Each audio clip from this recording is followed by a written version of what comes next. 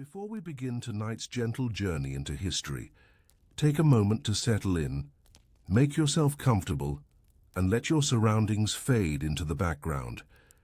Wherever you are right now, pause just briefly. Tell us quietly to yourself, where are you watching from? What time is it there? And if you could choose any topic for a future story to drift off to sleep with, what would that be? Tell me in comment, and one more request: subscribe before starting. Let's begin. They say winter was not a season in medieval Europe.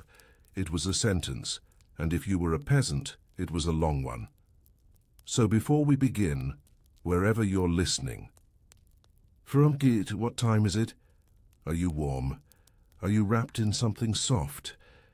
If so, you're already luckier than most souls who once lived beneath the thatched roofs of 14th century villages. Because they didn't sleep to dream, they slept to survive. Let's step softly now through snow that has no footprints, through wind that sings like it remembers every name that's been forgotten. Let's lie down beside the hearth, close our eyes, and learn how the cold was endured. Not conquered, not defeated, just endured. The first thing to understand is that medieval cold was different. Not just temperature, not just ice on windows or frost on the grass. Cold in those times seeped into the walls. It curled inside your boots, nestled in your blankets, settled into your bones before you even noticed. And once it was in, it didn't leave until the sun came back. And sometimes, not even then. Most peasants lived in single-room cottages, walls of wattle and daub, roofs thatched with straw or reeds, smoke leaking through a simple hole above. Insulation was a concept no one spoke of, but everyone longed for. On the coldest nights, the walls themselves would sweat ice. You'd wake up and find the inside of your home rimmed with rime, so they fought the cold in the only ways they could, with fire, with each other, and with ancient habits that no one ever questioned. The hearth was the heart of the home, not the center exactly. It might be off to the side or dug shallow into the dirt floor, but it was where the day ended and the night began. A pile of glowing embers, low and steady, surrounded by stones blackened by years of smoke. Every night before the last child fell asleep, someone would bank the fire. That meant pushing the coals together, covering them gently with ash, trying to keep a quiet flame alive beneath the powdery crust. If done right, the fire would still be warm come dawn, ready to spark back into life. Losing the fire overnight meant waking up to darkness, smoke-scented frost, and the terrible scramble for dry kindling, hard to find when every twig was soaked with snowmelt or locked beneath frozen ground. Sometimes, if a fire went out completely, a family might borrow live coals from a neighbor. A slow walk through the dark, cupping a shard of someone else's warmth in a dish of clay, praying the wind wouldn't snatch it from you before you got home. Clothing didn't hang in closets, it stayed on your body. Night clothes were a luxury. So were sheets. Most peasants wore the same tunics day and night, wool in the winter if they could afford it, linen or rough homespun if not. You didn't take your clothes off to sleep. You added more. Layers of cloth wrapped around feet, heads, arms, mittens without thumbs, caps pulled low over the ears, and everyone slept close. Children beside parents, grandparents curled at the foot of the straw mattress, a dog or goat nestled along the edge. Not sentiment, but survival. Body heat was currency. It flowed between sleepers like shared breath. The warmth of another person was the single most reliable defense against the night. Some families even slept under the same blanket made of patched-together scraps, bits of canvas, worn linen, old cloaks, and sometimes animal hides. The weight was less important than the way it trapped heat between huddled bodies. But fire and fabric weren't always enough, so peasants turned to rhythm. They adjusted their days, woke with the sun even if it came late, slept early, often in multiple shifts, what historians now call segmented sleep. There was first sleep in the early night, followed by a waking period in the dark hours when people might pray, tend the fire, whisper stories, or mend tools. Then came second sleep just before dawn. It made sense in winter, when daylight was precious and nights were long. You couldn't fight the dark, so you lived with it in pieces, and the waking hours between sleep weren't fearful. They were quiet. A time when the house was still, the wind hummed like a lullaby through the eaves, and even the cold seemed to pause, watching, not biting. Food was warmth too. Not the food itself, there was little of that, but the act of making it. A hot bowl of pottage, thick with beans or barley, might not fill your belly, but it could warm your fingers, and if it simmered long enough, the steam might even push the cold back from the center of the room. Winter meant root vegetables, turnips, onions, leeks, all pulled from the cellar or the pit where they were buried in straw. No fresh fruit, no green leaves, just what had been dried or salted or saved, and bread if you were lucky. A slice left near the hearth to thaw, a crust dipped into broth to soften the edges. Even chewing slower became a kind of warmth. There were tricks too, little rituals passed from grandmother to grandchild, stones warmed in the fire, then wrapped in cloth and tucked at the foot of the bed. Woolen sacks filled with dried beans, heated in the oven and laid across chests or backs. Layers of straw stuffed between floorboards to block the draught. Animal skins nailed over cracks in the wall. No one spoke of insulation, but they knew how to survive it. They knew that warmth didn't come from outside. It was built, maintained, whispered from habit to habit. And sometimes, despite everything, it wasn't enough. Sometimes the frost crept in anyway.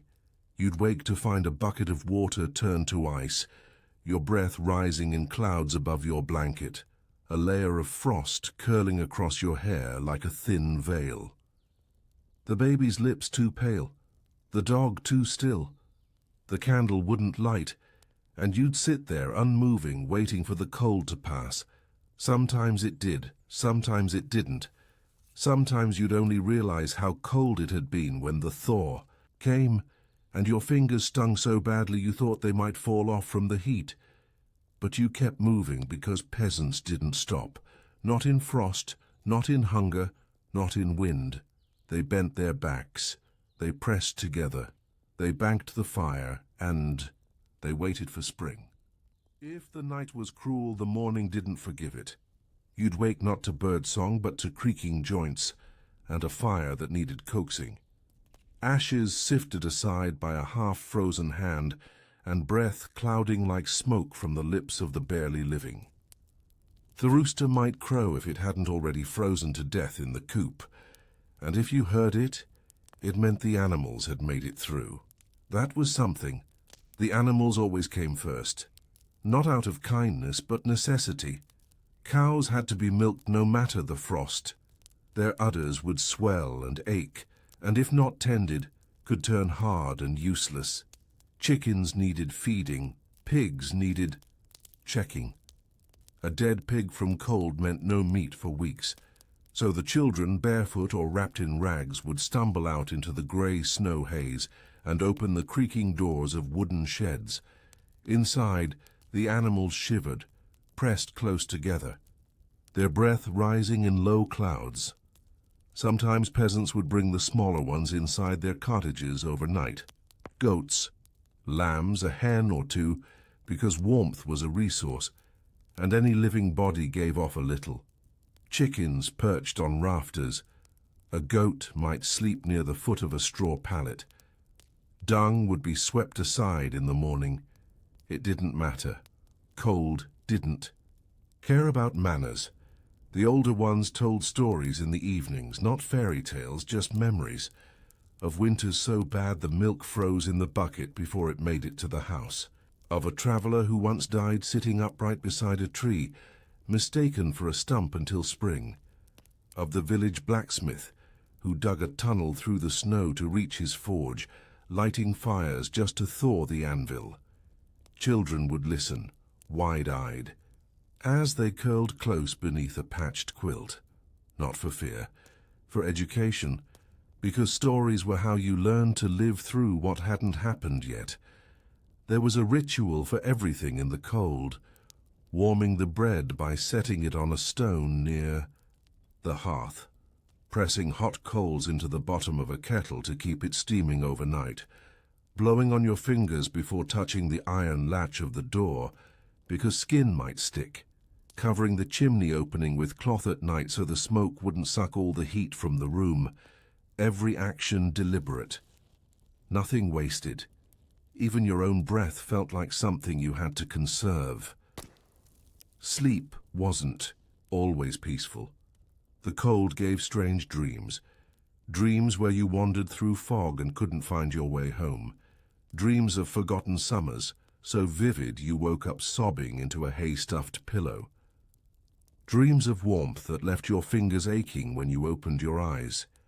People talked of frost devils, spirits that crept into cottages through keyholes, that sat on your chest while you slept and made it hard to breathe. That whispered your name until you opened the door and walked barefoot into snow. Of course, no one believed in them, except for the ones who saw footprints in the morning. The church bell didn't ring in the worst storms, because no one would be there to hear it. If the cold came with wind, the sound would vanish into the sky. If it came with snow, the path to the chapel would vanish entirely, so prayers stayed home, spoken quietly under breath while stirring soup, murmured while staring into the fire. Not lofty Latin, but plain begging. Let the roof hold. Let the child wake. Let the goat stand in the morning. Amen. Even tools had to be treated gently. Iron cracked if struck cold. Wooden handles split from frost. A scythe left outside might vanish under snow and return in spring as rust and memory. So they wrapped their tools in cloth, hung them high inside the house or buried them under straw, not out of fear of theft, but because the cold stole without hands, and the roads. God help you if you had to travel. Most didn't. Winter was a closed mouth, but sometimes a journey was necessary. A midwife sent for in the dark, carrying her bundle of herbs and hot stones. Kaya's son walking miles to borrow a loaf or a blanket. A priest trudging toward a deathbed, black cloak snapping like a sail in the wind.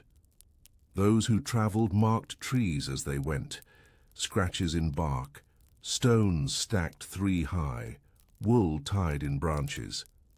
So they could find their way back if they made it. Sometimes they didn't. In spring you'd find them sitting beneath the snow, curled like they'd only stopped for a moment. And yet they laughed. Not often, not loud. But they did. Someone would tell a joke about the pig snoring louder than the father.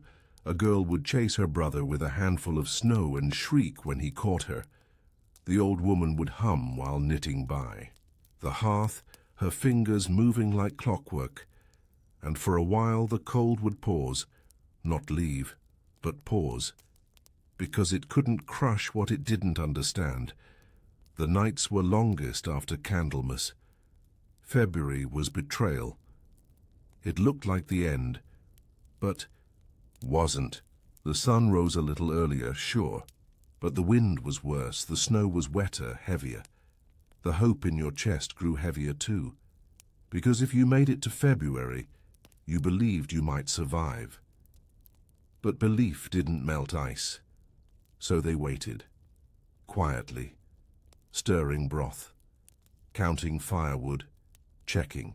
each other's hands for blackened fingers, not talking about the boy who hadn't come back from the woods, not saying his name, just waiting.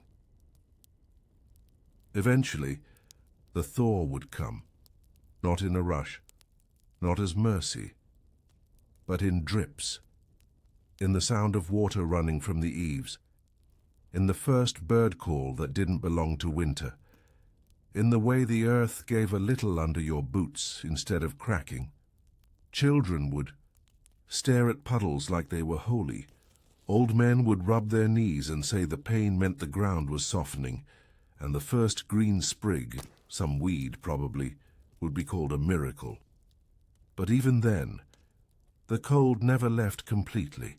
It lived in your memory, in the calluses on your hands, in the cough that never quite faded from the child's lungs, in the silence you carried into every new season. You didn't complain. You didn't forget. You just built the fire again, slept close again, and hoped the next winter would be kinder, though you knew it wouldn't be. Not really, because the cold didn't change. Only you did. There were nights so still, so utterly still, that the world seemed to stop breathing. You'd wake in the darkness, unsure why. No sound, no crackle from the hearth, no snore from your brother, no shift of the straw beneath your back. Just silence, not peace, not calm, the kind of silence that presses on your ribs, that makes you feel like the world has ended while you slept, and so you'd lie still, barely breathing, waiting for something, a whisper, a creak, the rustle of a mouse in the thatch above, to remind you that you were still among the living. And when it came, no matter how small, it was a relief so soft you didn't even smile. You just closed your eyes again, because the cold hadn't taken everything. Not yet. Outside, the snow blanketed. Everything, but not gently. Snow was not a poem back then. It was a burden. It snapped branches. It caved in roofs. It hid wells. It silenced footsteps you needed to hear. It made the world white, but not clean. Just cruel in a different color. People shoveled it from their doorsteps, not with metal blades, but with rough planks with their hands, with whatever could move the weight. And when the snow was too much, they didn't dig paths. They dug tunnels, arched shapes from door to road, from house to barn. Whole villages vanished under snow and kept living anyway. A roof might vanish beneath the drift, and the family beneath. It would simply burrow out each morning. There was no drama in it, just quiet effort, a rhythm older than language. And then there was the wind, not a storm, not thunder, just wind, wailing through the trees, groaning through the cracks in the shutters, pushing smoke back down the chimney. The wind never rested. It spoke at all hours, like a voice you could almost understand if you just listened long enough. Some said it brought messages, others said it stole them, but most just pulled their cloaks tighter, turned their faces from the draught, and hummed a little tune to drown it out. Not because they weren't afraid, but because they had no choice. The babies were the most fragile. A child born in November was a prayer. A child born in January was a risk. The midwife came wrapped in 3 cloaks, her hands red and chapped, her breath a cloud as she crouched beside the mother. There was no hot water, only warm, just warm enough. No silence for concentration. Just the cry of wind, the groan of the floor, the shuffle of someone adding another log to the fire with fingers shaking from more than cold. And if the baby came and breathed and opened its eyes, then the real work began, keeping it warm, layer after layer. Swaddled in cloth, tucked between bodies at night, cradled in arms even while working the churn or the loom, no crib, no nursery, No heated rooms, only flesh, only breath, only hope that the fire wouldn't go out. Sometimes you could hear the snow falling, that faint hiss as it landed on the roof or the trees or the mud, soft but not comforting, because it meant more weight, more to shovel, more cold creeping down the chimney and into the straw. The old man who'd lived through 5 winters, past 80, said it best. Snow's only quiet when you're not listening hard enough. The feet were always the first to go numb. Peasants wrapped them in wool, in straw, in strips of cloth torn from old tunics. Sometimes they smeared lard on their toes before pulling on boots, hoping the fat would seal in warmth. And still, they went numb. Children cried as they stood on stone floors, warming their souls by the fire until feeling returned like needles. Mothers blew hot breath into their palms and pressed it against little feet like a blessing. Sometimes it helped, sometimes it didn't. Sometimes they wrapped the toes in linen and prayed they wouldn't blacken, because frostbite was slow. It didn't hurt when it started, it only whispered, "You won't need this part of you anymore." When the wind was too strong, they barred the doors. Not locked. Barred. A heavy plank slid across the frame, nailed at both ends, to keep the cold from opening the door itself. And still, it got in. Through the cracks in the wall, through the seams, of the roof, under the threshold. You'd feel it crawl in during the night like a snake, licking your ankles first, then your back, then wrapping itself around your chest. You'd turn toward the fire. You'd press into your sister's back. You'd whisper, "Go away." But it never listened. The cold didn't speak your language. There were songs for the cold, not joyful songs, not prayers, just hums, chants, half-remembered melodies that came back when the frost came down. Mothers sang as they kneaded dough, their hands shaking. Grandfathers muttered lullabies while sharpening tools by candlelight. Even the sheep heard music when the wind blew just right through the slats of the barn. Music not for hope, but for rhythm. Because you could survive a night if you could hum through it, even if no one else heard, even if your voice cracked. And when the thaw came, because it always did, eventually, they didn't cheer, they didn't celebrate. They just stood outside in the slush and looked up at the melting icicles, fingers tucked beneath arms, boots sinking into half-frozen mud, eyes half-closed against a sun that felt foreign. They waited because they knew better. A warm day in March was not spring. It was a trick. The land had more cruelty in it still, so they waited. But they watched, and they let themselves breathe. Just a little deeper. The cold didn't end. It just faded, and when it did, the pain came back. The joints cracked louder. The blisters bloomed. The coughs worsened before they eased. Because survival wasn't gentle. It cost something. And the toll always came due when the thaw began. But they paid it, and they carried on. And they didn't talk about it, because what was there to say? We're alive. That wasn't a victory. That was just another chore, another row to dig, another roof to patch, another winter survived, and the next one already on its way. The boots were never truly dry. Even when left near the hearth, even when stuffed with cloth or turned upside down to drain, they always held a little wetness, a little chill, like they remembered every step through slush and mud and refused to forget. You put them on anyway, because bare feet meant injury, and injury meant infection. And infection in winter was a quiet death that no one had time to mourn properly. So the boots stayed damp, and your socks stayed cold, and you got used to the squish. You learned the sounds of the season, the crack of wood bending under ice, the moan of that one shutter that never stayed latched, the drip, drip, drip of a thawing eve that became its own metronome. You could tell what time it was by the shape of the silence. Early morning had a blue stillness when even the cows didn't stir. Midday had the crunch of movement, shoveling, walking, snorting from bundled beasts. Evening came with a hush and a hum.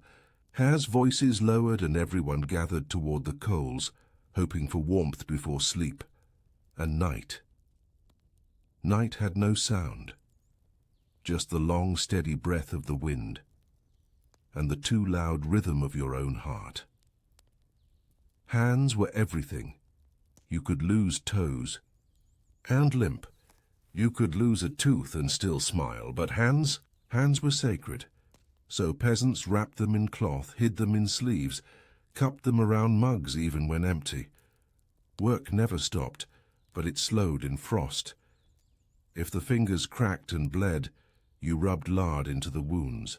If they stiffened, you swung your arms in wide circles to force blood into the tips. And if a neighbor's hands began to blacken, no one said anything. They just helped him hold the axe, helped him milk the goat, helped him eat. Not pity, just understanding. Tomorrow it could be you. Even laughter had to be earned. It came from mistakes. Someone falling into a snowbank, a goat knocking over a basket, a child sitting too close to the fire and singing the hem of their tunic. No one scolded. They laughed.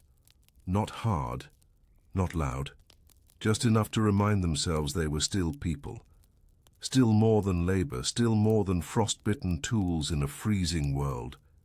Just a flicker of joy to hold against the night. Marriage in winter was rare, but it happened. A wedding.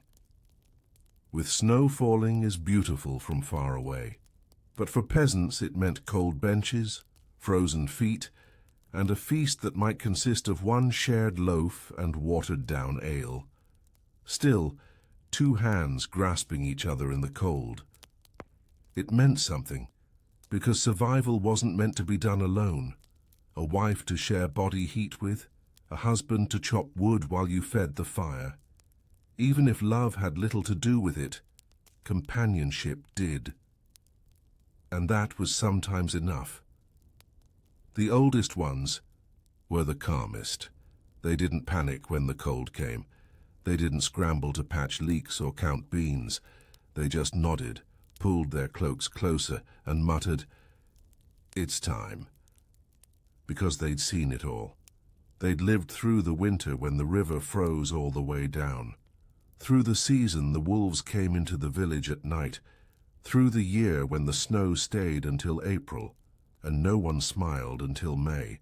They didn't fear the cold. They respected it. And they taught the young not to shout at the storm, but to bow their heads and get through. There were no thermometers, no weather reports. You read the cold by how the frost formed on the inside, of the walls, by how deep the door stuck in the drift, by how loud the rafters groaned. If the chickens refused to cluck, it was a bad day. If the dog didn't lift its head when you walked in, it was worse. And if the well had frozen solid, then the high. Day was already lost.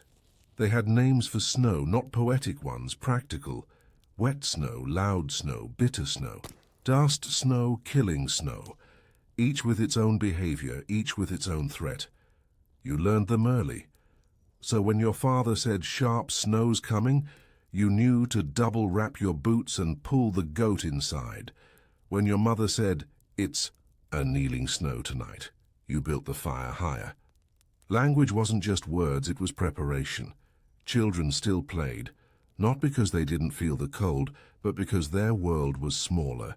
If they had warmth now, they used it. Snowballs made from icy slush that left stinging hands.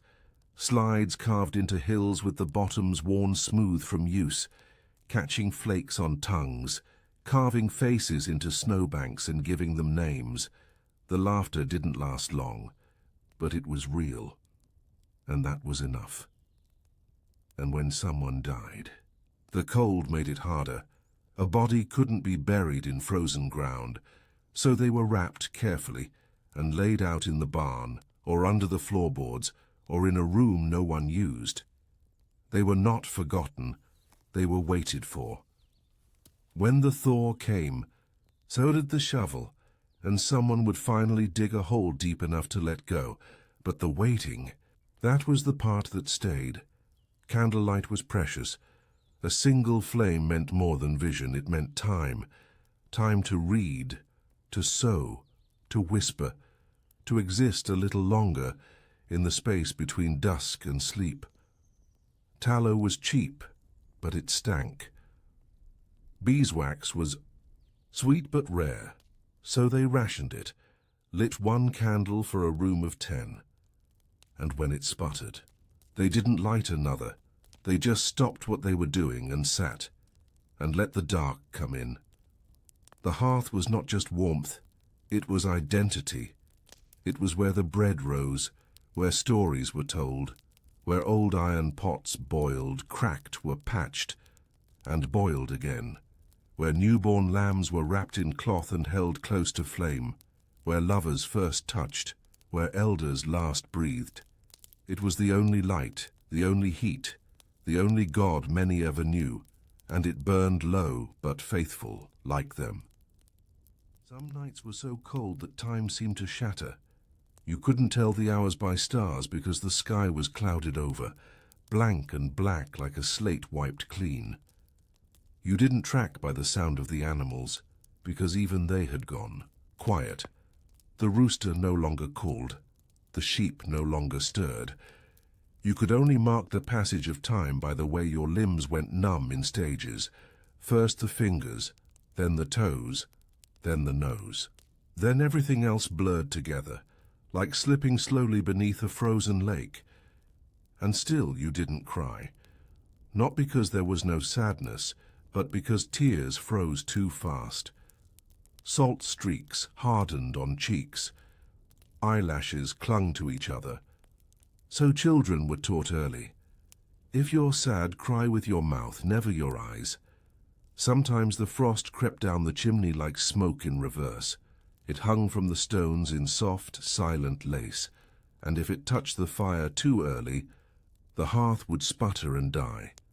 So the women learned to listen, to the way the chimney breathed, to the sharp crack of ice above the flame. They'd whisper to the coals as if soothing a sick child, adding thin twigs and dry bark in delicate increments, coaxing heat instead of commanding it. The fire was not a tool. It was a guest. It had to be treated with care or it would leave. Water had to be broken before it could be drunk. Buckets frozen solid.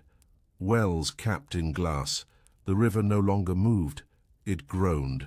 Men hacked at the surface with axes, drawing up slivers like knives and scooping handfuls of slush for the goats. Women boiled snow in battered kettles, watching it shrink down to a fraction of its size, then shrink more as the steam hissed upward and vanished. Children were given the first ladles, not out of kindness but calculation. They had the thinnest blood. Bread became a weapon in the cold. Left too long near a window, it turned harder than bone.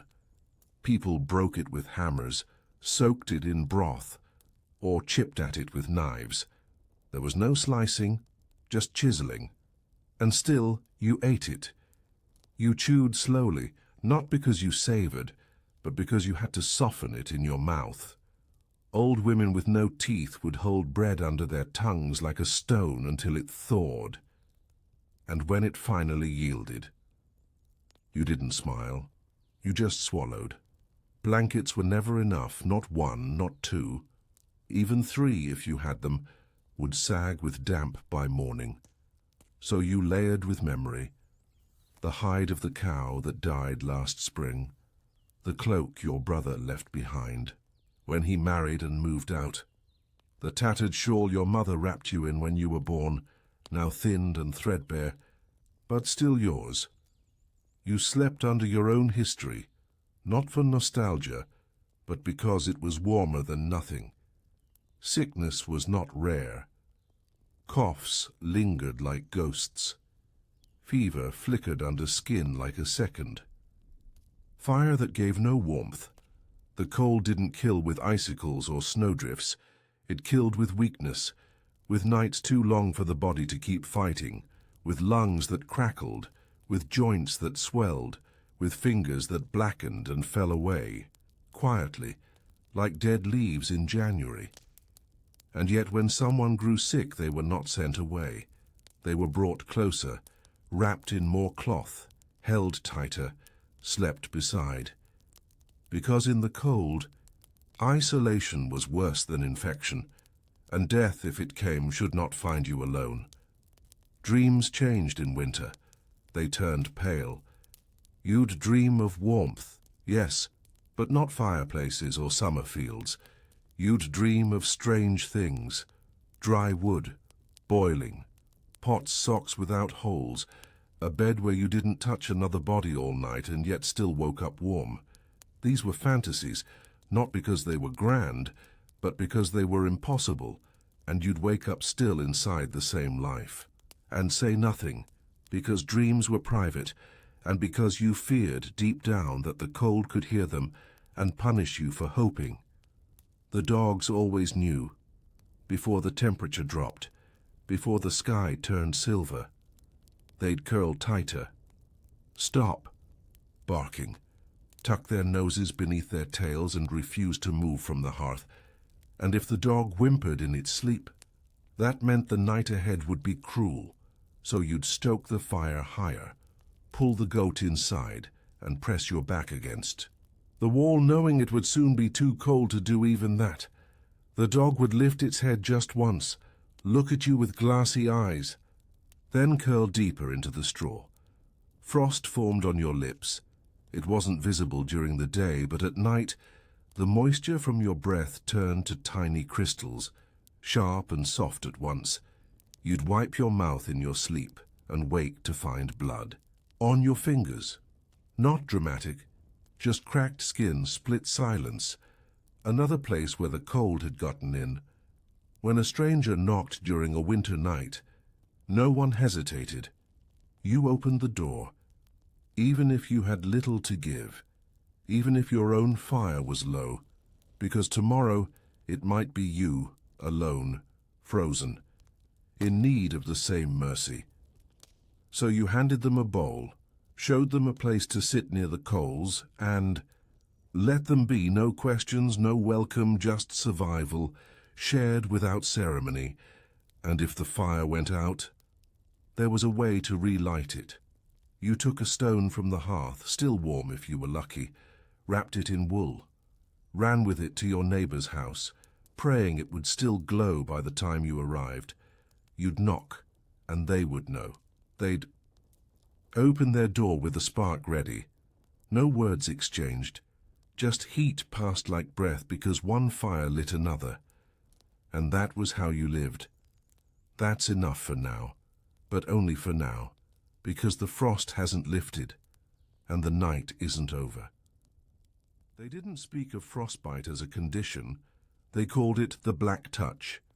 It started with pale skin, then turned blue, then black. Quietly, painless at first. And if someone noticed it too late, they didn't scream or panic.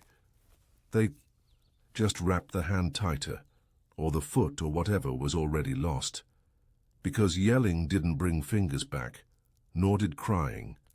So when you saw the black creeping up your friend's fingertips, you brought them the warmest thing in the house, a dog, a bowl of broth, a quilt that used to belong to someone who didn't survive last winter. The black touch never ran. It crept, and so did mercy. There were winters where the dead outnumbered the living, not by design, just by rhythm. Life didn't stop. It just kept slowing, until even the strongest couldn't keep pace. So the village adapted. Bodies were wrapped in linen and stored in the earth's pantry. Root cellars now turned into silent waiting rooms, frozen but not buried, laid beside, sacks of onions and salted meat, covered in straw to keep animals away. No one lit candles down there, no one stayed long. They entered quietly. They left quieter. It was just another task. Check the cellar meant check if the bodies had shifted. Sometimes they did. Ice swelled, boards moved. The shape of rest turned slightly, but no one screamed. It was just winter. Mittens were not decorative, they were lifelines.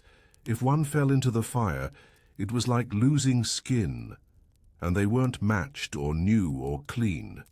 They were patched with whatever. Cloth remained. Old tunics, grain sacks, strips of curtain, wool from a dead sheep spun and knitted with fingers too numb to count stitches. Every mitten told a story. One had a thumb sewn on sideways. Another was missing fingertips entirely. Another had a patch made from dyed wool so bright it looked royal because it had been stolen from a bishop's discarded robe. No one cared about theft, only warmth. The pigs were strange in the cold, smarter than they looked. They'd bury themselves in hay and refuse to move for days. Eyes half-lidded, breath slow. Children feared they were dead, but the farmer would touch the belly, feel the slow rise and fall, and nod. Still dreaming, he'd say, and leave them there. Sometimes the pigs outlived people because they knew how to be still. There were no coats, not really, just layers, tunics over tunics, cloaks over cloaks. Some wore blankets tied with rope. Others wore old sacks, arms cut through the sides. No one had tailoring, just survival. And when someone came from another village wearing a real coat, stitched seams, real buttons, maybe fur, they were looked at like a knight. Not with envy but awe, because that coat meant something. It meant a year of savings, or the death of a merchant, or the favor of someone richer, who gave it away as a reward. Whatever the story, it didn't matter. The coat was warm, and that was the whole of it. Even animals gave warnings. When the foxes came close to the cottages, it meant something was wrong. When the owls hooted too often, when the cats refused to go outside or hissed at the walls, people listened, not because they were superstitious, but because they remembered. The year the owls went silent, the snow never stopped. The winter the foxes came into town. The plague followed in spring. They didn't explain these things. They just nodded and said, "The world remembers," and prepared. You learned to love smoke, not the choking kind, the soft smoke that curled upward from the fire, catching in your clothes, clinging to your hair, seeping into the blankets. It was warmth, yes, but it was also memory. You could walk outside in the dead of night and still feel like you belonged to a hearth, because the smoke followed. It whispered of where you had come from. It smelled like family. When someone disappeared, no one asked where they went. They just waited for the thaw. Snow swallowed people without drama. A wrong step into a drift, a collapsed roof, a trail lost in a whiteout. And that was that. If you cried too loudly, your tears would freeze before they hit the floor. So you whispered their names into your sleeve, so the wind wouldn't hear, so you wouldn't forget. Babies born in spring were called frost children because they were conceived in winter when nothing else grew. They were tougher, said the old women, louder lungs, stronger hearts, colder eyes. The fathers didn't boast, the mothers didn't smile. But when a frost child took their first step, everyone watched. Because if you were born of snow and survived, you belonged to something older than the land. You were its proof. No one wasted breath on complaint. Not because they weren't in pain, but because everyone was. There was no competition of suffering, only companionship. You looked at your neighbor's cracked knuckles, your sister's bleeding heel, your grandmother's bent back, and kept going. You didn't say it's hard, you just said it is, and helped her lift the bucket, and then sometimes miraculously, a bird out of nowhere, a little brown shape against the white, fluttering near the thatch, chirping, stupid enough to come back too soon, or brave enough to remind you that not everything was frozen. Children pointed, adults turned their heads, silently. Not smiling but noticing, and in that noticing there was something like prayer. The walls were not built for the cold. They were built for what people had: wattle and daub, sticks and mud, straw and manure, all pressed together and dried in summer sun. It held well enough in autumn, even in early frost, but not in the deep. Dark not when the cold crawled inward with a patience older than stone. So they stuffed the cracks with cloth, with moss, with wax if they had it, which was rare, with silence if they didn't. And sometimes when the wind howled loud enough, you could feel the whole wall shiver. But it stayed up, most of the time. Lice didn't care about the weather, nor did fleas. They lived in the folds of clothing, in the creases of elbows and knees, near the warmth of the neck and the scalp. Winter didn't kill them. It just made them more desperate. And people? They learned to scratch without thought, one hand rubbing the other, a little shift of the shoulder, a tug at the hairline. It was constant, like breathing, like blinking. No one spoke of it. Because who had the luxury to be clean? They combed when they could, boiled what they wore when firewood allowed, and hoped that was enough, not to be rid of them, just to make the itching tolerable. Food was a memory. By February the root cellar was nearly empty, turnips soft with age, apples wrinkled to fists, onions sprouting pale green shoots in the dark. What remained wasn't nourishment, it was desperation. So they made soup from bone, from old bread crusts, from dried herbs forgotten in a pouch behind the door. The flavor didn't matter, fullness did. A heavy bowl in the hands, a few hot sips on the tongue, enough to send warmth down the throat and trick the belly into believing, for an hour or two, that it could rest. The goats were more than animals. They were barometers of spirit. When they brayed too much, something was wrong. When they refused food, you listened. When they pressed themselves against the wall of the barn and closed their eyes, you knew a storm was coming. Peasants talked to them more than they did to each other some days. Is it going to be bad? How many more nights, do you think? You'll tell me when it's safe again, won't you? The goats never answered, but they never lied either. Old tales said there was a night every winter when the dead walked, not with chains or groans, but quiet. They didn't knock. They didn't call. They simply watched.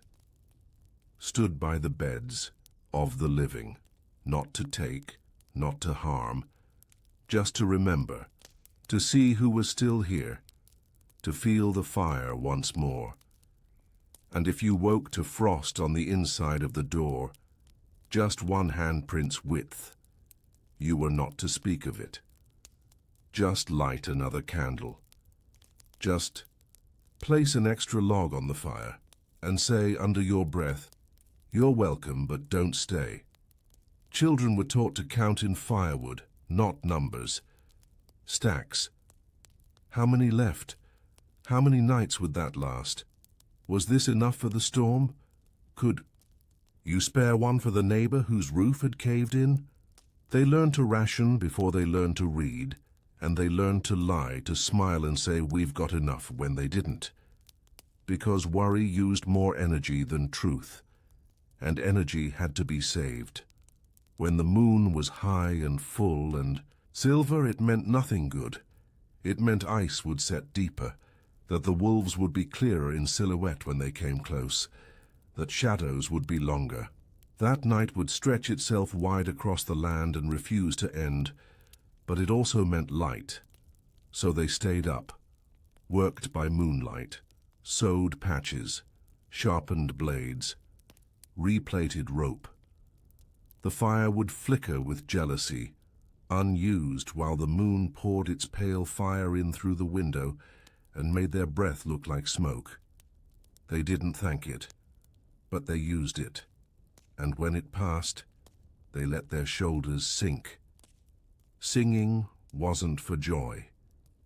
It was for breath, for rhythm, for memory. The same tunes passed from grandmothers to grandchildren, humming over the churn, over the sweep, over the long, cold hours before dawn. Low notes stayed warmer in the chest, and if you sang with others, you didn't feel alone. Some songs had no words, just humming, a lullaby for the house itself, to keep it sleeping gently through the worst of the cold. When the first green returned, no one believed it.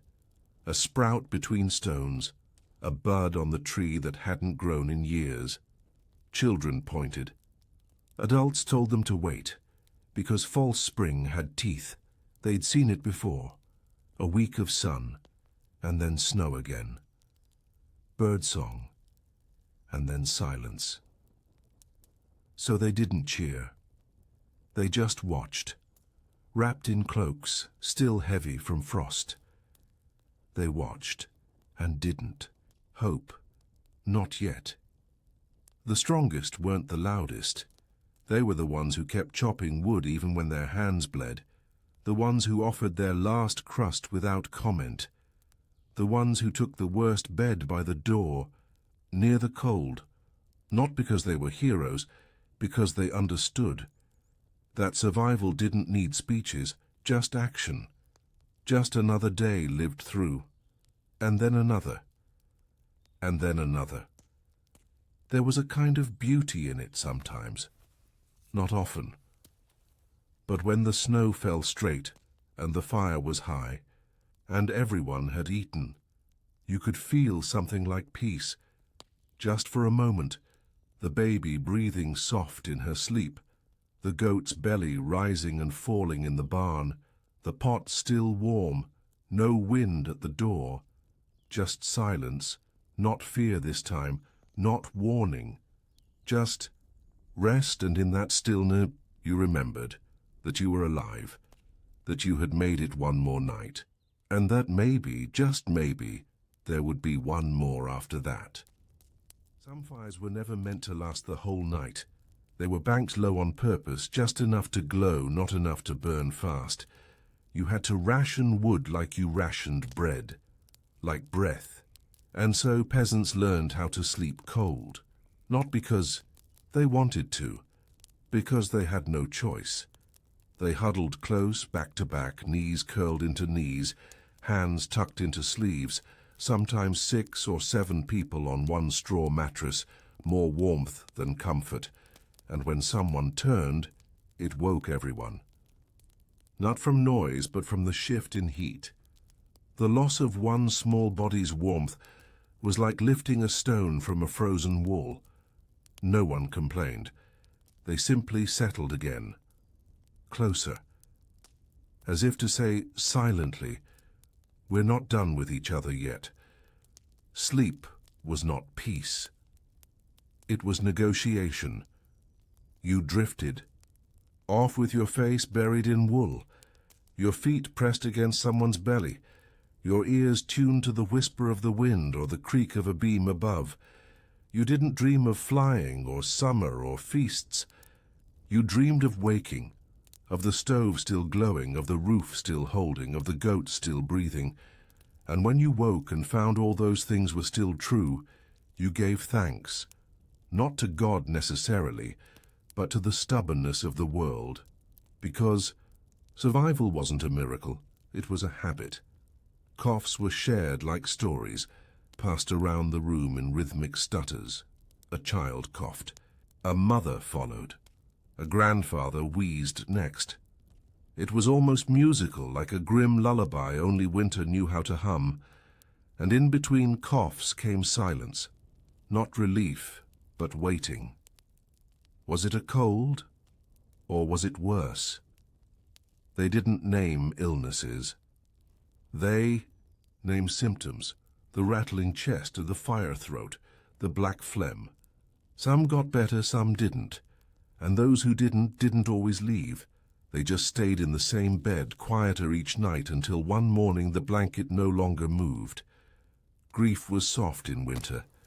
There was no screaming, no wailing, no long walks behind coffins.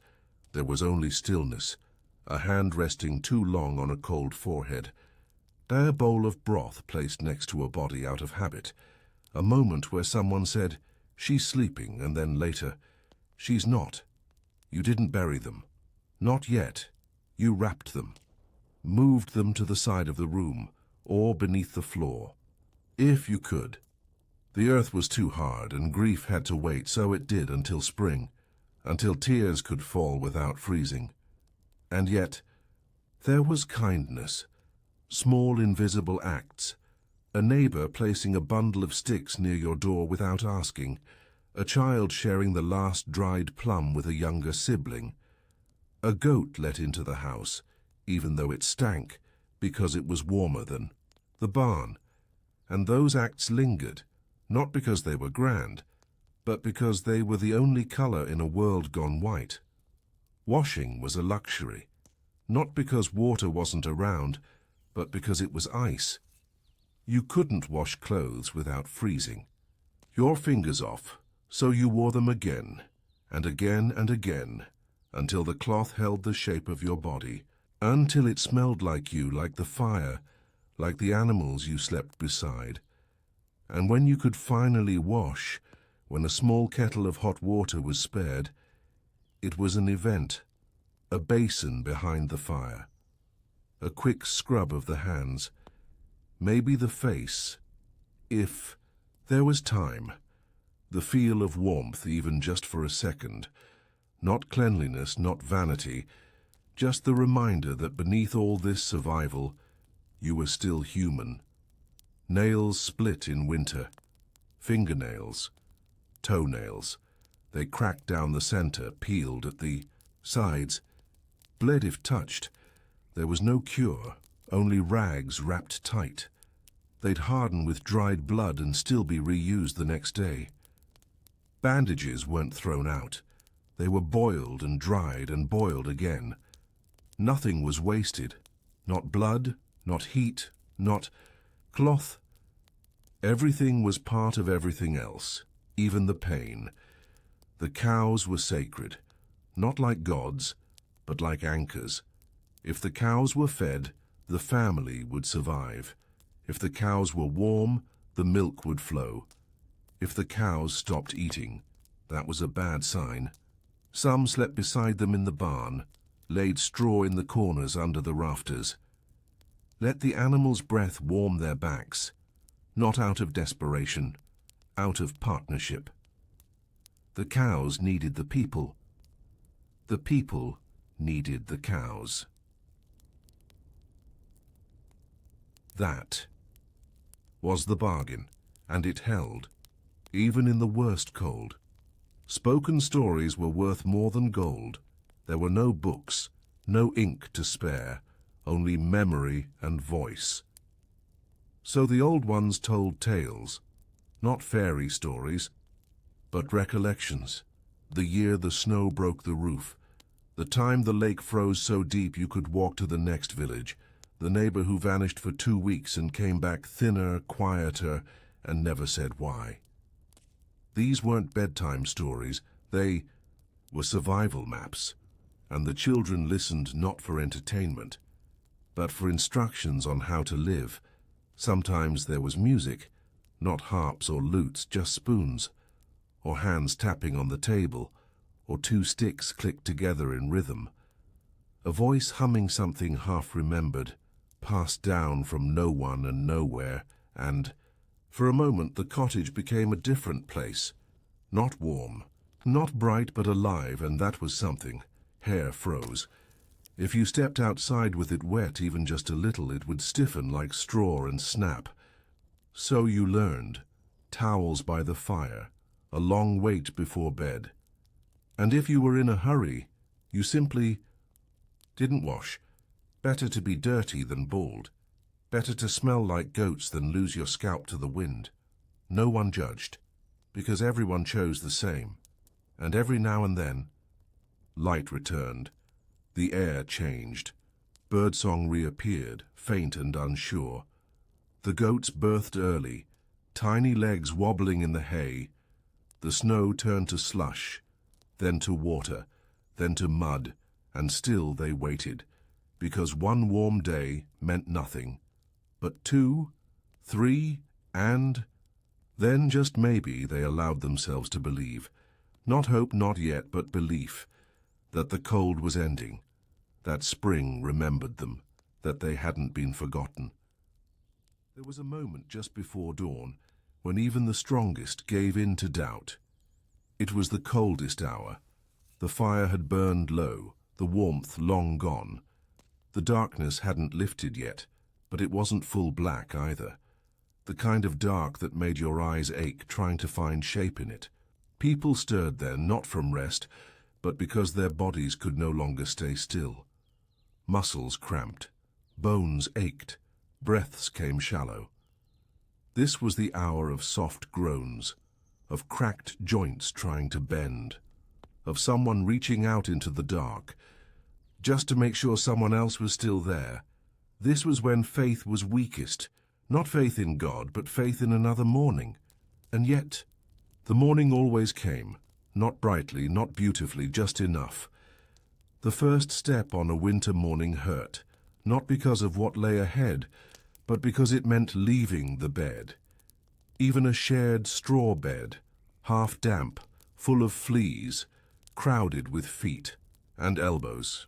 Still it was warm, and stepping out of it meant becoming part of the cold again. So it was always done slow. Feet to the floor, then a pause. One boot, then another. A blanket pulled tighter for just a second longer, even while standing. Some muttered a prayer not for strength but for softness, that the day wouldn't be cruel, that the wind would be kind. Few were answered, but they asked anyway. Doors groaned when opened, not because they were old, but because the hinges had frozen. Sometimes they had to be kicked. Other times, people slipped out through the animal pens, smaller. Doors, lower frames, less exposed to the frost.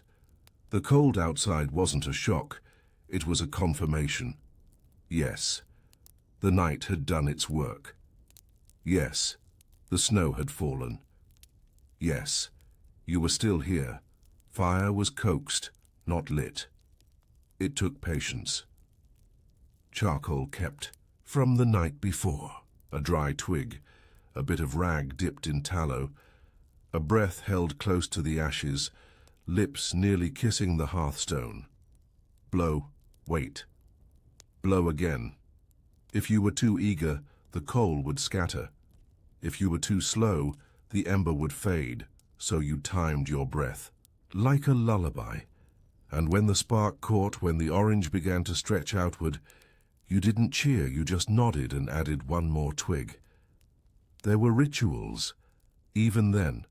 Not holy rituals, just habits made sacred by repetition.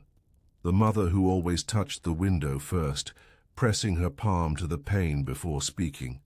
The father who measured the night's snowfall, not by inches, but by whether the goat's back was covered. The child who whispered to the chickens before feeding them. These things weren't taught, they were inherited. Like illness, like stubbornness, like love. Soup was breakfast. Not porridge, not bread, if you were lucky. It was hot water flavored with garlic or leek or bones too boiled to hold any marrow. It didn't matter what went in. What mattered was that it was hot. It filled the stomach slowly, expanded like steam into the ribs, made the world bearable for a little while. The bowl was passed from person to person. 1 sip, 2 sips. Move on. No one took more than their share because tomorrow they might be the last in line. The snow changed how sound moved. It muffled everything. Voices didn't echo. Footsteps vanished. Even the crows cawed quieter, as if unwilling to disturb. The silence. People spoke less. Not just from cold, but because the quiet demanded it. Words felt heavier in the snow, like they might freeze mid-air and fall to the ground, so they gestured, nodded, pointed, and saved their voices for when it really mattered. Frozen laundry was a kind of art, clothes washed in heated water, wrung by hand, then hung outside for just a moment too long. They froze in strange shapes. A shirt stuck out stiff, arms wide as if in greeting. Trousers held a bend at the knees, like someone sitting mid-air. A scarf twisted like a caught bird in flight. Children laughed just a little, until their lips split from the cold. Then they stopped, and the clothes were brought inside. Stiffness laid by the fire, to thaw, to soften, to become human again. Stray dogs were signs, not of danger, but of stories. A new dog meant someone had died nearby, that the fire had gone out in another cottage, that someone had opened a door and not come back, and the dog had followed the scent of smoke, of food, of people still breathing, so no one turned them away, not out of kindness, out of fear. Because if the dog chose your doorstep, it meant for now you were still worth finding. There was always one person in the village who remembered how bad it had once been. Worse than this, they'd say, coughing, and people would ask, "Really?" And the old one would nod. The year the sky turned grey for 3 weeks, the year the priest froze in his bed, the year the river sang with ice and never thawed till midsummer. It wasn't comfort, but it was comparison, and in winter that was enough to know someone had seen worse and lived. There were scars only winter gave, white marks on the fingers, a toe shorter than the others, a nose redder than it should be. Forever. People didn't hide them. They were badges, proof that they'd stayed, that they'd faced the wind and didn't flinch. They didn't compare them aloud, but they noticed. One woman's hands always in her pockets, one man who limped only in February, and a child, grown now, whose ear was half missing, bitten by frost.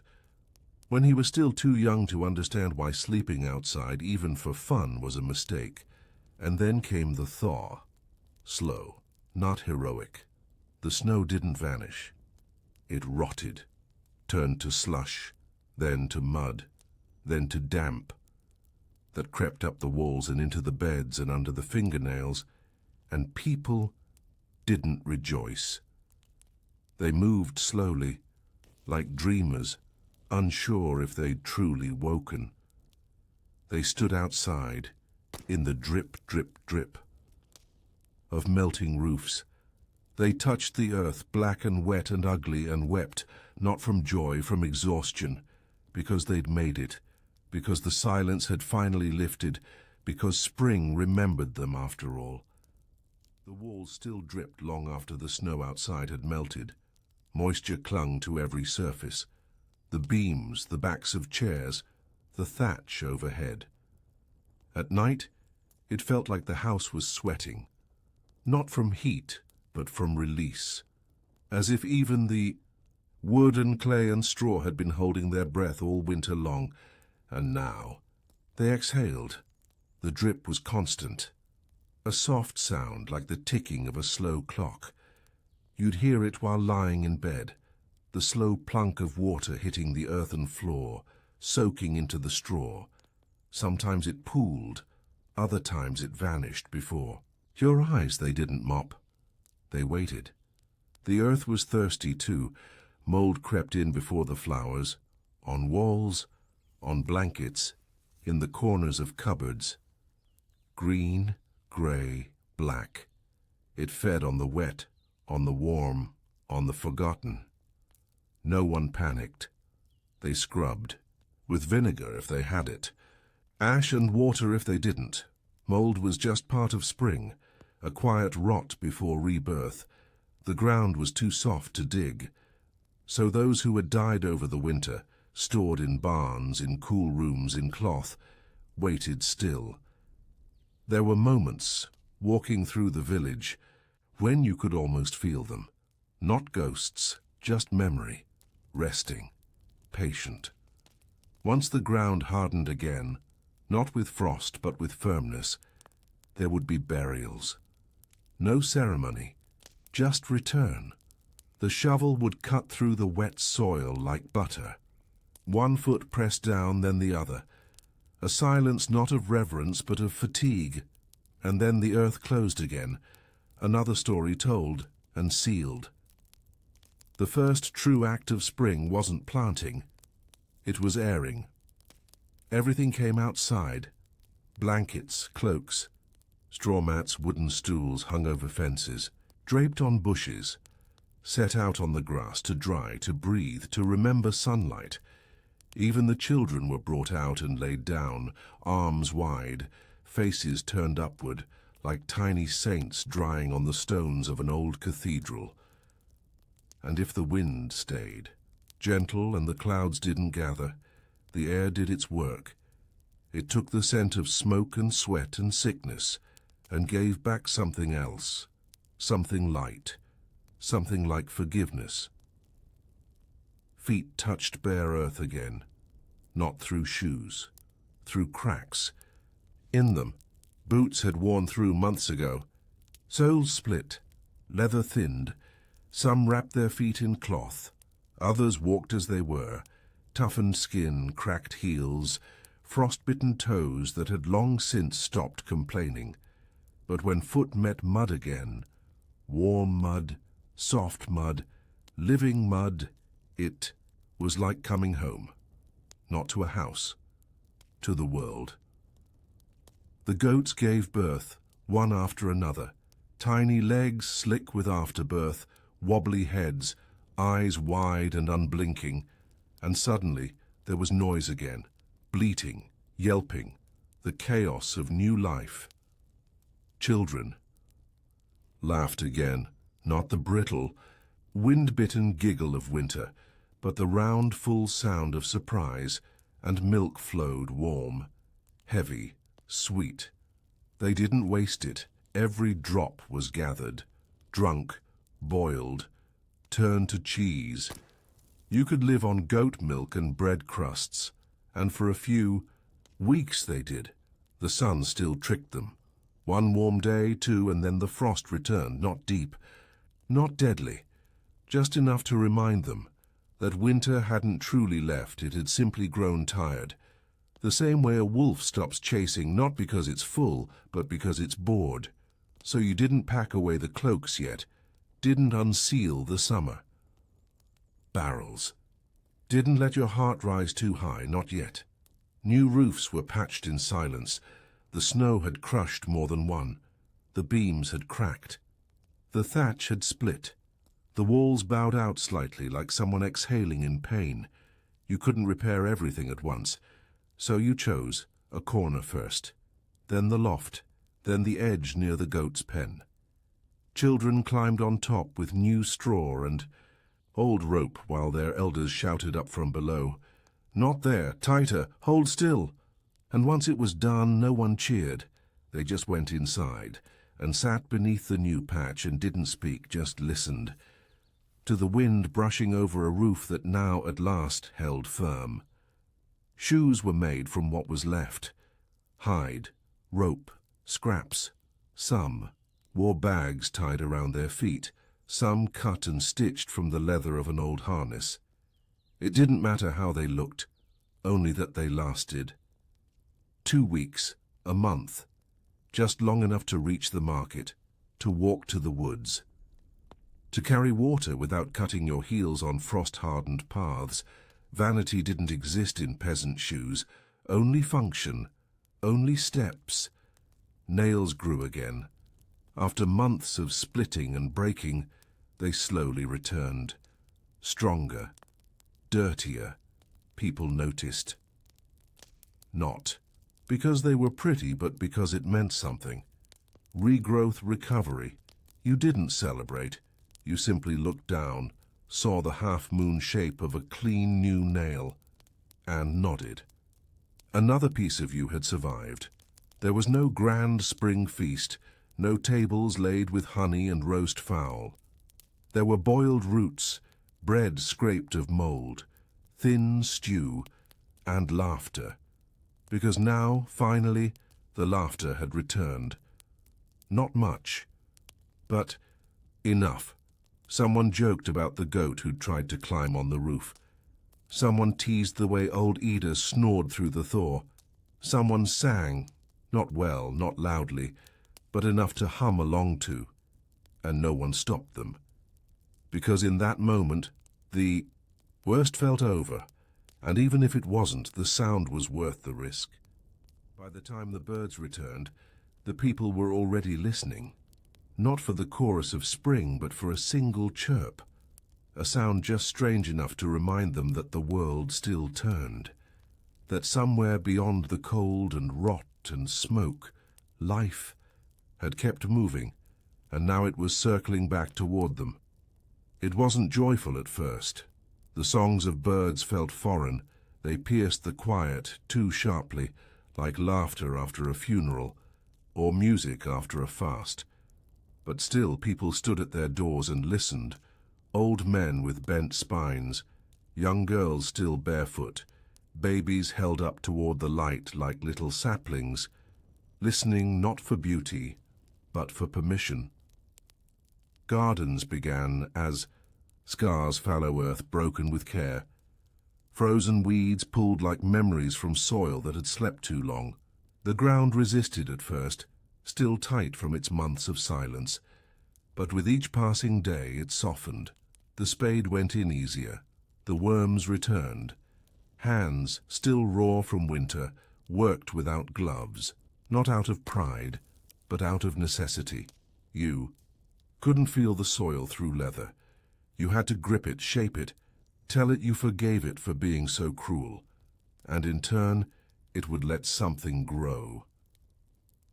Children were the first to believe in spring. Their bones bent more easily.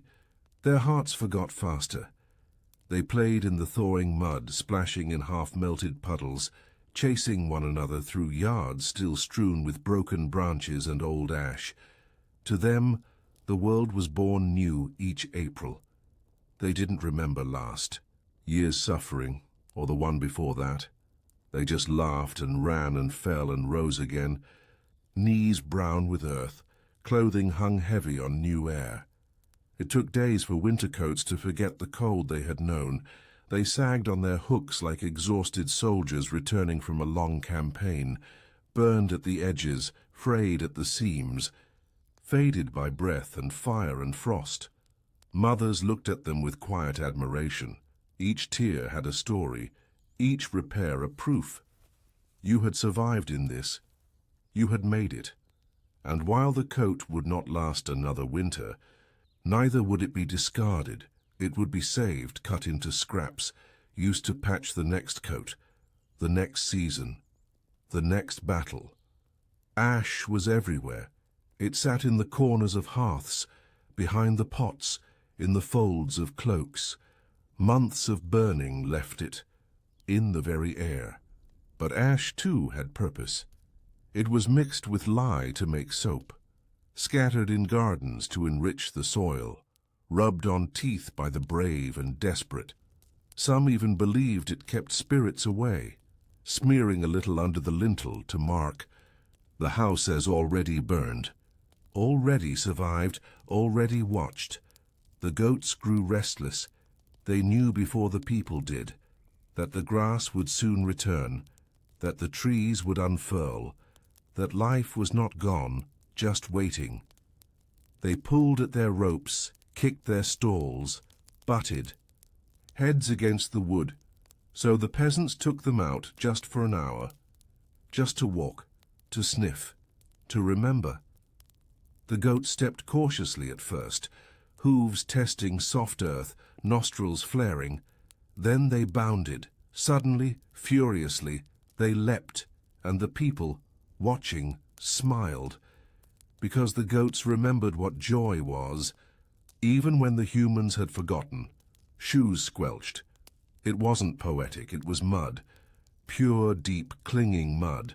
It pulled at every step, filled every gap, swallowed every soul.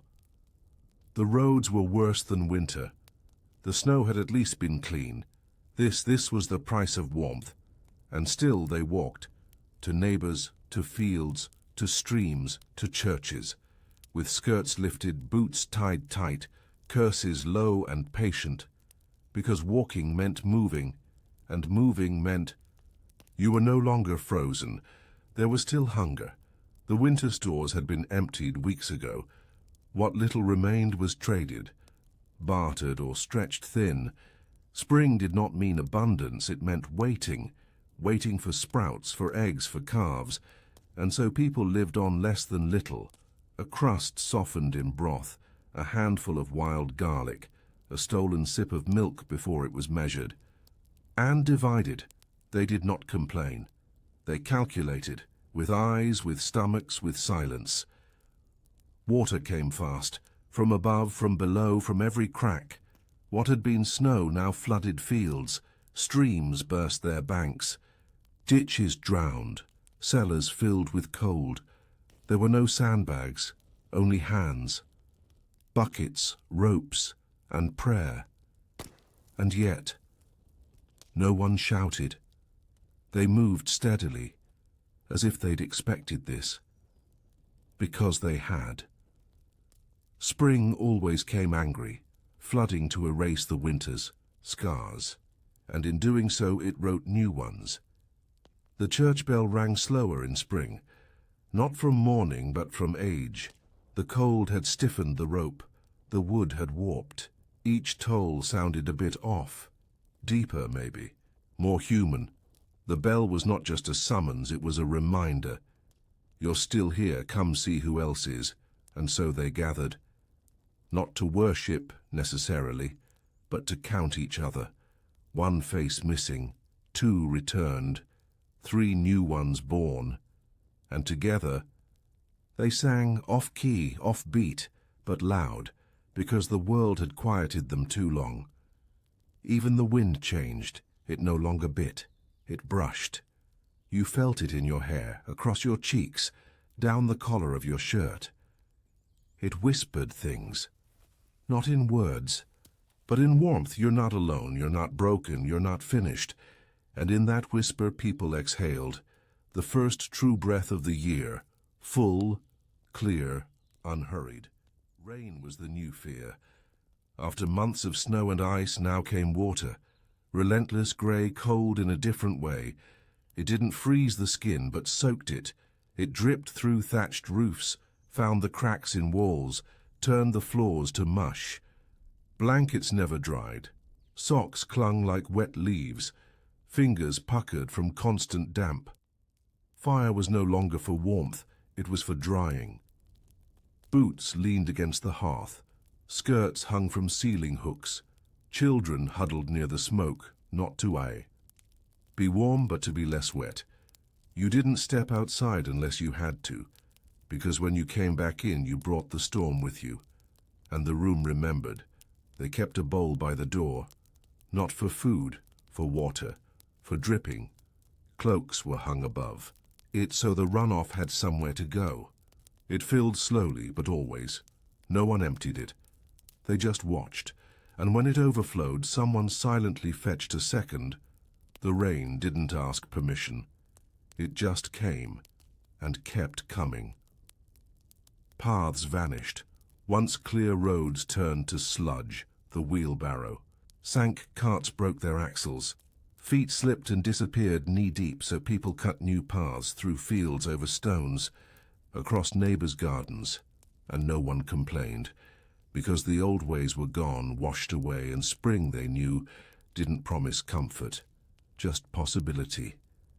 Hair never dried fully. It stayed damp behind the ears, along the neck, under the scarf, and where it stayed wet it tangled. Knots grew like weeds, and fingers worked them loose by firelight, gently, slowly, without rush. Some hair came out, some stayed, and in those quiet evenings brushing became ritual, not beauty, not vanity, just closeness. A mother untangling her daughter's braid, a boy smoothing his sister's curls with a rough wooden comb. No words, just the sound of rain outside, and the patient pull of love.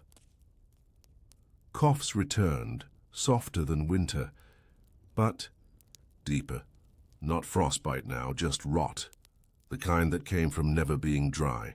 From breathing damp every night, wrapped in wool that couldn't shake the weather. Tea was made from anything. Boiled nettles, marsh roots, sometimes just hot water with salt, not for taste, for breath. You held the cup close, not to sip, but to inhale, and, for a moment, it felt like the inside of your chest had firelight in it. That was enough. The fields drank too much. Seeds floated away. Sprouts drowned before they broke soil. So you waited, and watched, and planted again, a little higher this time, or on mounds, or not at all. Not every spring gave food. Some only gave lessons. This was one of those springs. The old barn collapsed. Its back wall gave in to the wet. No one screamed. They just moved. Boards were salvaged. Nails were kept. The chickens, most of them were caught. The others wandered off. The people slept with straw in their beds again, feathers in their hair, hens on their chests, and they whispered, "Just for now." Always just for now. There was always a day, a very specific day, when someone said, "It smells like growing," and others paused, sniffed, agreed. It wasn't the smell of flowers. It was dirt, warm dirt, alive dirt, a scent like wet bread and sunburnt wood. You couldn't describe it. Not properly. But when it came, everyone knew, and they stepped outside, tired, ragged, cautious, and knew they could begin again, truly begin. The windows stopped fogging. For months, glass had been a mystery, blurred, weeping, smeared by breath, and frost. But now, on some mornings, it stayed clear. You could see the trees, the path, the neighbor's roof. And it felt like someone had opened your eyes. From the inside, you stood at that window longer than needed, not to look out, to look through, and remember that the world was still out there. The pigs gave birth in the night. 8 small bodies. All survived. That was rare. People gathered around. The pen not speaking, just watching them squirm and squeal and nuzzle. And someone, no one remembered who, laughed.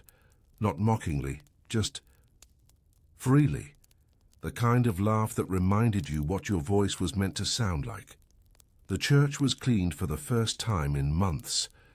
Not because of a service, because it was time. Dust was swept, benches wiped, floorboards checked for rot. The altar. Cloth was changed, even if it was just turned over to hide the stains. It didn't become beautiful, just ready. And in that readiness, people stood straighter. Even the pews seemed to breathe deeper.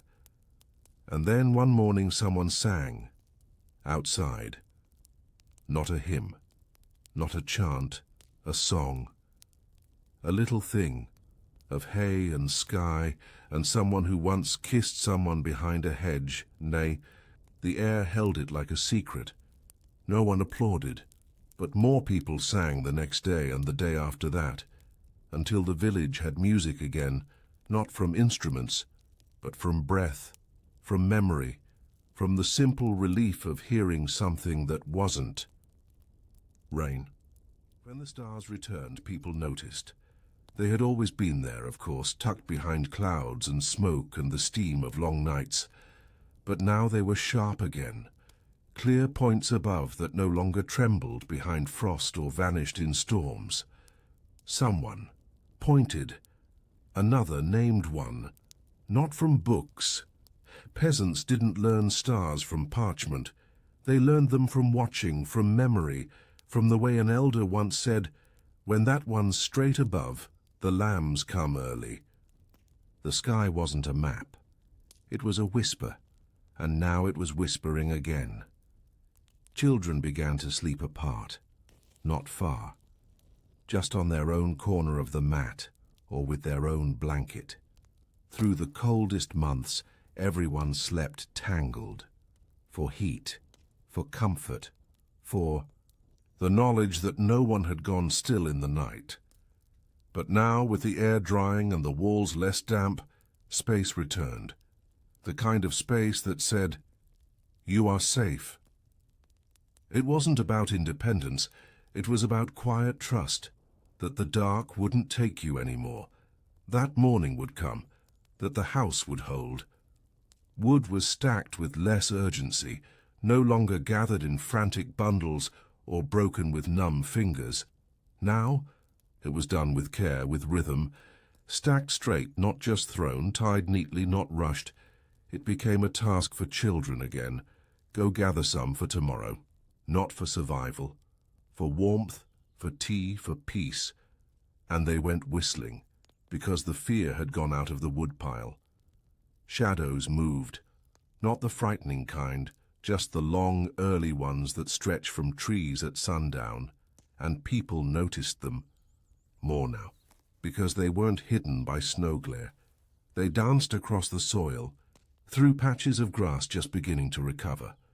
You could trace your own silhouette again, stand tall and see it follow you. It was grounding, to know you still cast a shape, that you hadn't vanished, that the sun still acknowledged you. Neighbors lingered longer at fences. Through winter, conversations had been short, nods, murmurs. Cold today. But now they leaned on wood a little longer, talked about goats and births, and whether the priest would get his voice back before Easter. They didn't say much, but they stayed, because there was time now, time not swallowed by frost or snow or sickness, time to be human again. The pond cracked, not from cold, from release. The last sheet of ice shattered under a stone or a foot or a moment of sun, too warm to be ignored, and the water beneath was alive, dark, cold, flowing. Children ran to see. Even those who couldn't swim knew to celebrate. It meant that stillness was over. The long hush had broken. Now there would be frogs and fish, and the sound of water again. Soft, sure secretive, the hens laid more. At first 1 egg every other day, then 1 a day, then 2. People celebrated in silence, no dances, no shouting, just an extra slice of bread, or a real breakfast, or an egg boiled and shared between 4. Tasted slowly, gratefully. You didn't just eat it, you honored it, because you remembered the days when even the shells were gone. The door stayed open longer, no longer slammed shut behind you, nor stuffed with rags to keep the wind from sneaking in. Now it stood open for minutes, then for hours, and when a breeze came through, no one flinched. They welcomed it, even if it carried the scent of wet earth or dung or rain, because it also carried life and the sound of birds and the feel of somewhere beyond the walls. Hands healed, cracks closed, blisters faded, nails grew smooth again. And slowly, people stopped hiding them. They reached for things without shame, waved, held, tied knots, braided hair, fingers once curled in pain, now stretched with ease. You didn't notice until someone pointed out, "Your hands look better." And they did. They looked like they remembered how to live. The village square was swept, not officially. No order was given. But someone picked up a broom, and someone else brought a bucket. And by the time the sun set, the stones were cleaner. Not spotless, just cared for. The kind of clean that said, "This place matters again."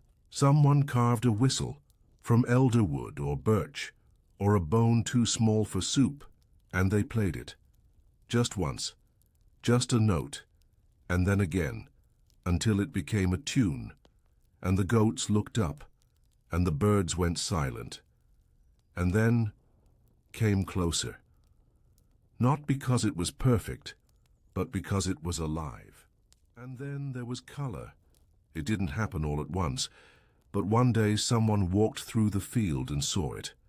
A patch of blue, barely the size of a thumbprint. A wildflower, trembling, alone, fragile, and another white near the edge of the road, and another yellow halfway up the hill where nothing had grown since Michaelmas. They were not planted. They just arrived, and with them came a kind of hope that no prayer or sermon could summon. Not loud, not weeping, just quiet, rooted, soft as petals pressed between pages, color in a world that had, for so long, only known grey. The cows returned to the pasture. Their steps were slow at first, uncertain after the months of hay and darkness, but grass remembered them, and so did the fence, and the children chased after, arms out, as if the very act of running might stitch spring into the earth for good. No one shouted. No one led. The cows walked where they always had, to the patch where the stream curved, to the stump that caught the morning light, to the stones that warmed faster than the rest. Animals remember, and where they walked, the land healed. Shoes came, off, not all the time, but for moments.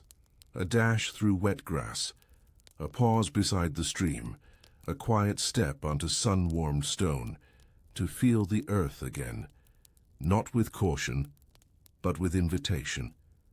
The soles of their feet knew stories that words had forgotten, of hunger, of fire, of frost that bit deep, and silence that settled heavy.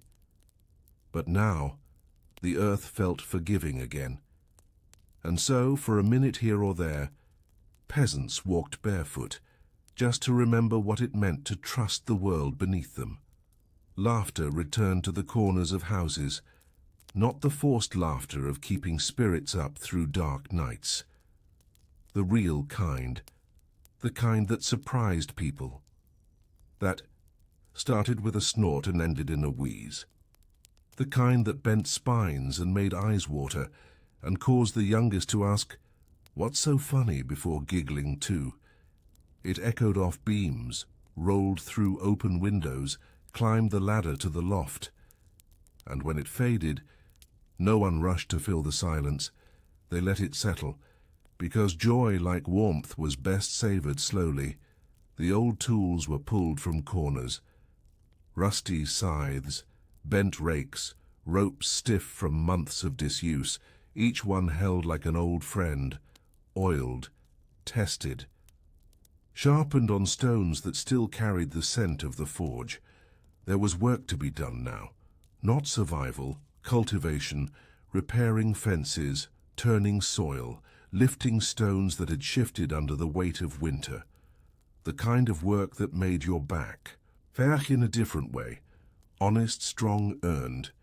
And in that work, the body remembered that it wasn't made just to endure. It was made to build. The chickens began to wander. Farther each day, they scratched at corners of the yard long untouched, pecked at beetles, chased shadows, and laid their eggs in strange places, in hollows under the bench in an old boot behind the woodpile. It became a game, children searching for them. Grown-ups pretending to be annoyed, but no one really was, because eggs meant nourishment, and movement meant life, and the sound of a chicken's wings flapping against the wind was as good as any song. The well no longer froze. It sang again, a slow, echoing drip, like music inside the earth. The bucket came up smoother. The rope didn't creak as much, and the water was cold in a new way, crisp, not biting. You could drink it without flinching. You could fill a jug and carry it home without the fear of your fingers going numb. Water, once a threat, had become a gift again. People trimmed their hair, cut their beards, wiped the soot from the doors, Not because they needed to, because they could. A little soap, a sharpened knife, a piece of glass to catch your reflection. It was not vanity, it was ceremony, a way of telling yourself, you're still here, you deserve care. And so, one by one, the faces of the village emerged. Not new, not fresh, but clean. And that was enough. The bees returned, at first just one or two, drifting near the warm corners of windows, then more, buzzing near the herbs, floating over the last patches of snow, landing on skin as if to ask, "Where have you been?" No one swatted. They stood still, and let the bees trace the air around them, because they brought more than honey. They brought continuity, a rhythm older than memory, and the promise that something sweet could still be made from all that had gone. Sour someone danced, not well, not planned, just a few steps in the grass, hips shifting, feet skipping, arms raised, the kind of movement that came from within, not from music. Others watched, then joined, and for a few minutes there was a circle, small one, around the fire or near the well, or beneath the tree that had begun to bud, and no one asked why, because no reason was needed. Not when your body remembered what it felt like to belong to the wind. By twilight, the air no longer chilled the bones. It wrapped around them instead.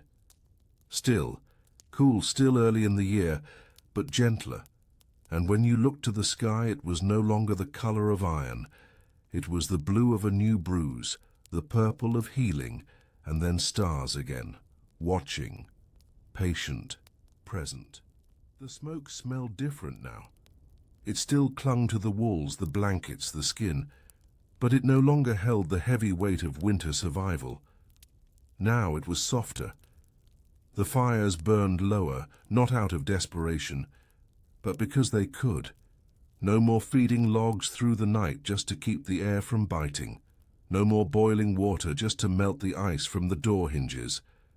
Now, the fire was a choice, a comfort, a hum in the corner of the room. It sang less of fear and more of memory. The smoke curled slowly to the rafters, not rushing upward like a warning, but drifting like a dream. Bread rose faster, not because the recipe changed, but because the air had. The dough warmed in the sunbeam that crept across the kitchen bench.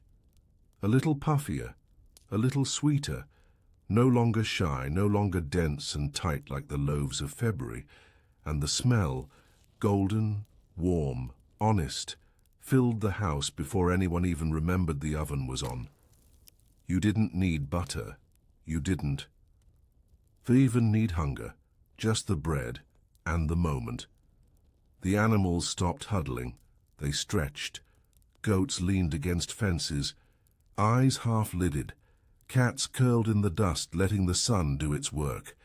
Even the dogs, once balled tight near the hearth, now lay long in the doorway, tails flicking lazily. It was like watching a village exhale.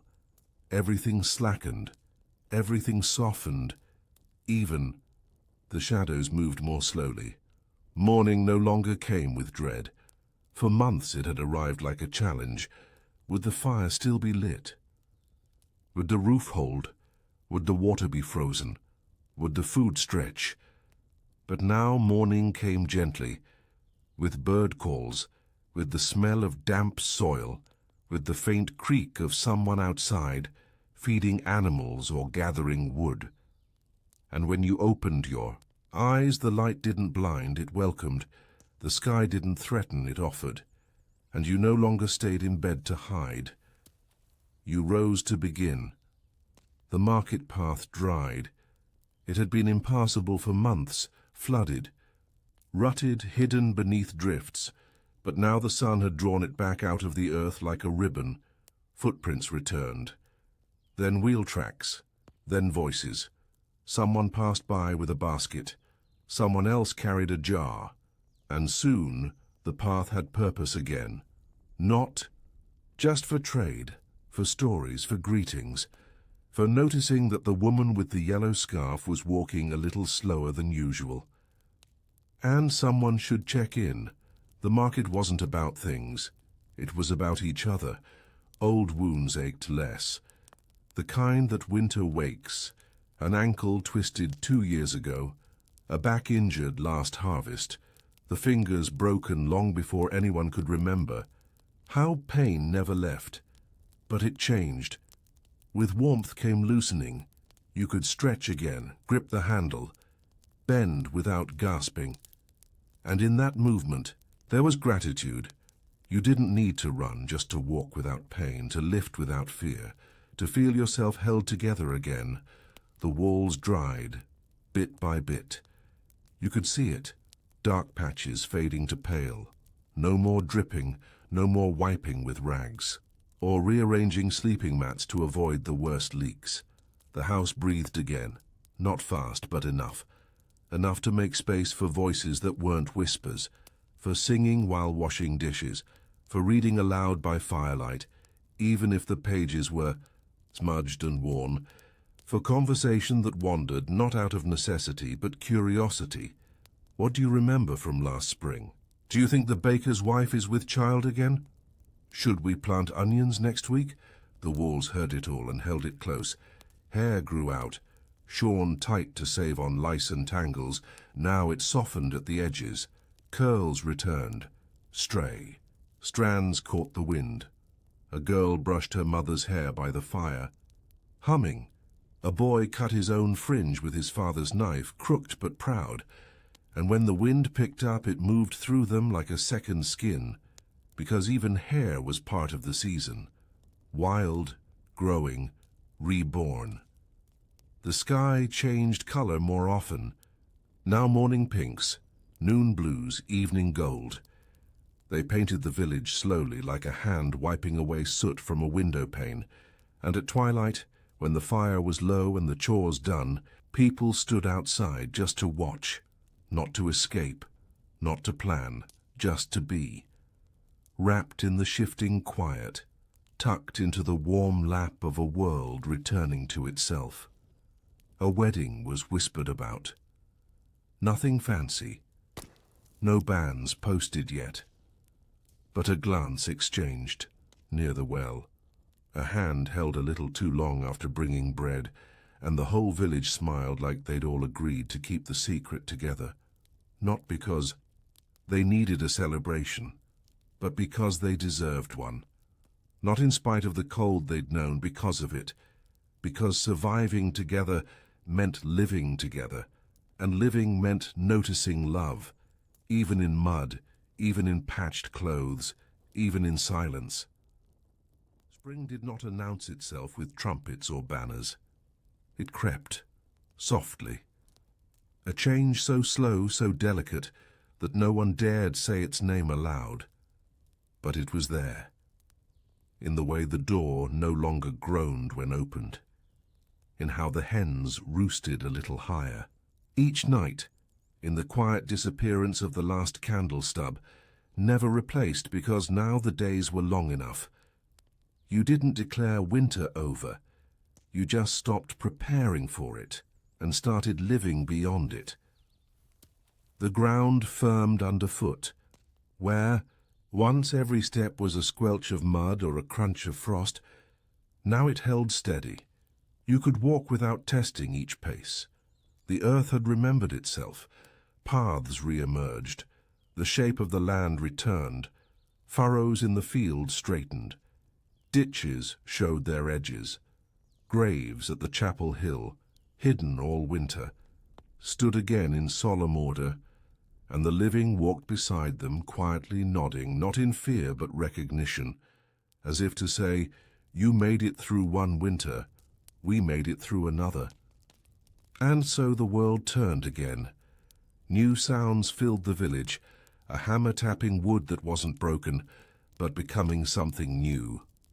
A baby's cry, sharp and healthy, water dripping from eaves, not from damage, but from melting snow on the far, Slope! The first mosquito whining near the pig trough, the faint scrape of a fiddle in the distance, a cough, not from sickness but from laughter choking on bread. The sounds didn't overwhelm. They folded into the air like warm breath. The village didn't wake up all at once. It stirred, and stretching limbs crackled like firewood drying in the sun. The garden beds took shape, not beautiful yet, but promised. Someone had laid out sticks to mark rows. Another had left an old hoe near the corner, the handle worn smooth from 3 generations. A basket of compost sat nearby. Peels, shells, broken stems, forgotten roots, and behind it all someone knelt, pressing seeds into the soil with the care of a priest. Peasants did not speak in sermons, but this was worship, not of gods, of return. A girl wove something new, not to replace, but to offer. From wool kept hidden all winter, dry and safe, she spun.